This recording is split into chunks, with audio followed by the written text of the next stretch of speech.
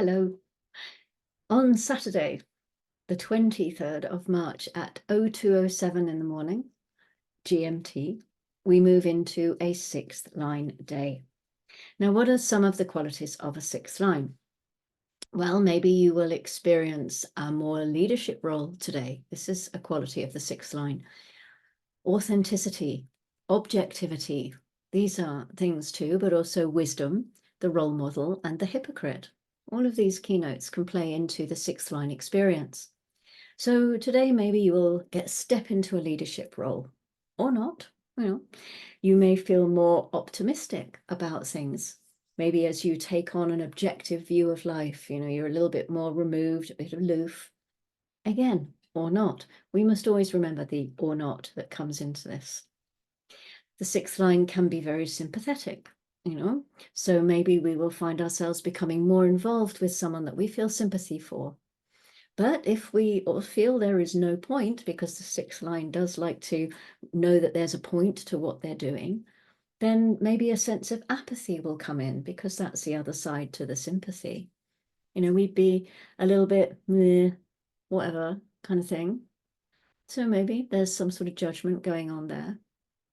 Sixth lines can be aloof, they can have that sense of not really wanting to get involved in things because they've been there. They've done that. They've been through their third line phase. They've sat up on the roof and let it all assimilate.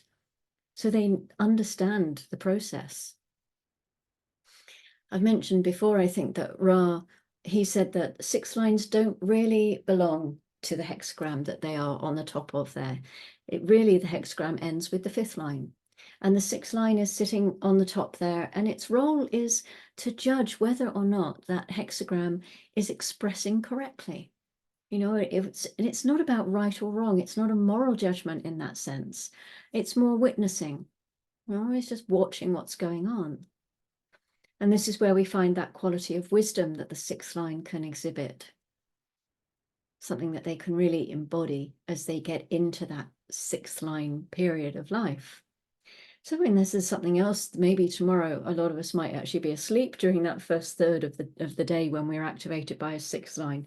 But there could potentially be some element of hit and miss, trial and error, as we go through the day, before we step into that real sixth line wisdom and embody that sense of it. Ra said that every sixth line carries the magic of the future. It carries the magic of what's possible for a human being, what's possible for any human being if they're fortunate enough in this life to come in contact with this knowledge and get to experiment with it and see it for themselves. So we come to the sixth line in gate 25, and it's called ignorance. There is a lifetime learning here. And it says, false innocence betrayed by actions. We have the loss of innocence through inappropriate action. This is the exaltation. And in the detriment, we have constant inappropriate action in times of challenges that can break the spirit. So Ra says that it's not enough that one is motiveless in respect to our spirit, but one's actions must also be innocent. It's that complete package. And it ties in a little bit with that grounding element in the 46, our body as well, because this is maybe where the action comes in. It's pointing down towards the sacral. So it's not just the spirit, it's the whole thing. If our actions are not innocent, there can be a great deal of suffering.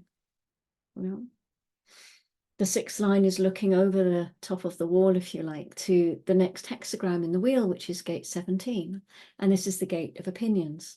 So maybe already there's a flavor of those opinions coming in. Maybe there is something around false innocence and what that means and how it shouldn't be allowed. And maybe it comes about through ignorance or not. Who knows? But there can be opinions about it coming out already. If the sixth line doesn't know itself, then it's ignorant of its own true nature. It's ignorant of its innocence. And then they may not be called down from the roof, and they may not be able to share the wisdom that they have gained around this. And that's really why they're here, you know, is to be that role model for us, to share with us what it is that we need to know in regards to wisdom, in regards to honoring our spirit, to the potential of the shaman within or the priestess within, and to the potential of universal love. So this sixth line needs, they have gone through the third line process, you know, they've had their time out to assess and assimilate. And from this position, they know that they've missed nothing. You know, they can look down and go, whoa, I'm well out of that. Thank you very much. And this is genetic continuity. It's the same for six lines, wherever you find them. You know, they've done that. They are above that hexagram. They don't have to get down into all of the experience of the foundation of it and the second line and its shyness or its a hermit, and then going through the martyr and then into the fourth and the fifth and so on. They don't have to do that. But what they can do is that they can look at the activities of others because they're very well placed to see how others are behaving or playing out their roles. They can see whether things are working or not. They can always look at what others are up to and see if there's any motivation or whether there is innocence coming through. False innocence betrayed by actions. This is what it says. And this sort of highlights the hypocrisy of the sixth line because it's very much that thing of do as I say, not as I do. This is the lifetime learning that is available to this line. And Ra said that withdrawal is really important for the 25th gate. You know, and we had recuperation in the fifth line, as you might remember. When that 25th gate can withdraw, then they can find their innocence again because they're getting out of the conditioning field of others. And as an individual gate, which it is in the centering circuitry, it doesn't necessarily thrive in social environments, you know.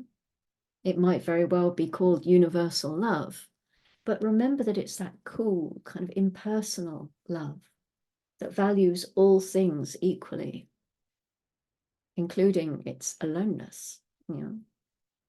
And in its aloneness, gate 25 can truly be innocent. 46, line 6, is called integrity. So this is a line that is either going to say no to restrictive commitments, or it won't say no and then find that it's having to break its promises. Remember, this sixth line is looking over the edge to the 29. That's what's at the other end of the channel here. You know, it's very well aware that there is the gate of commitments and the gate of saying yes at the other end of the channel. And this theme is kind of already leaking through into the experience of the 46, line 6. The 29 wants to say yes to everything. And the 46 wants to know what it can say no to and keep its integrity.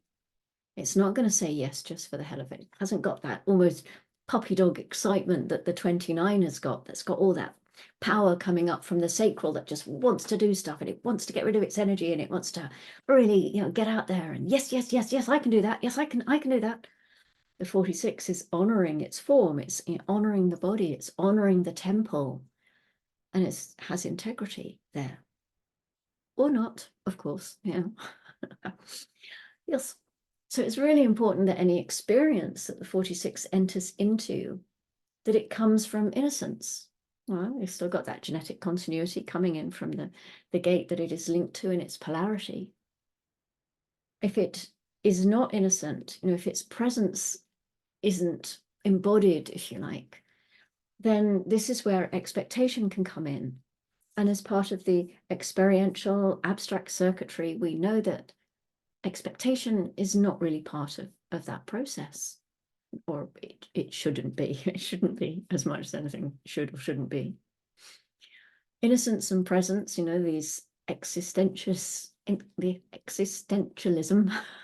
It's not easy to say at this time on a Friday night. These are qualities that are often found in the polarity, you know, of this gate in the 25. When you're looking at transit, it can often be really helpful to look at the harmonic, which is the gate at the other end of the channel, as well as the polarity, which is the one that's on the other end of the other side of the wheel, because that's what will make up part of the incarnation cross process. But all of these play together. Now, you can't just take one thing out. It's like when you're looking at the whole body graph. It is a quantum. It's a synthesis of all of the information that you see. So as I've said to you before, although I'm just maybe talking about one gate or two gates here, what does it do when you put it into your body graph? Because talking about the 46, have you got the 46? Is it consistent in your experience? Or is it something that you're only experiencing because the transit is bringing it to you? You know, look at it in the wider context, and then you really start to get a feel for it in your life.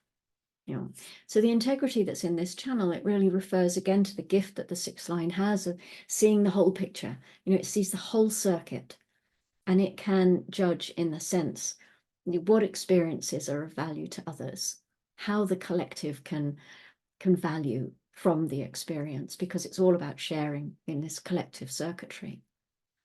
And Ra said that this line of integrity is a place of real wisdom. You know, the abstract circuitry here, it's the knowing that any kind of experience is fine as long as it's entered into correctly. And then you can be in it fully, and it can be of true value to the collective. So in other news, we still have the channel of initiation, a little bit longer.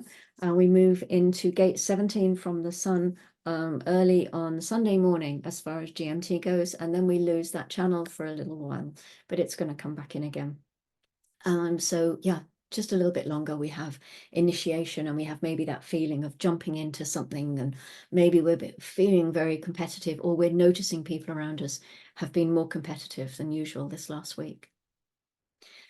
The moon is at 6:46 this morning, Saturday morning, goes into the gate of confusion, gate 64. And so this again, abstract circuitry, so a bit, you know, same as that 4629 is just the top of that in the mental pressure center of the head. Very visual gate here. Experience can be like an out of sequence movie reel where all of the slides are in different places, and unless you've got access to the 47 to make sense of it all, it can be really uncomfortable. You know, it can be a difficult gate to have in your experience. There can be some depression and madness even around these head gates, because it gets very intense, and if you've got no way of letting it out, then you know it can really get you, weigh you down.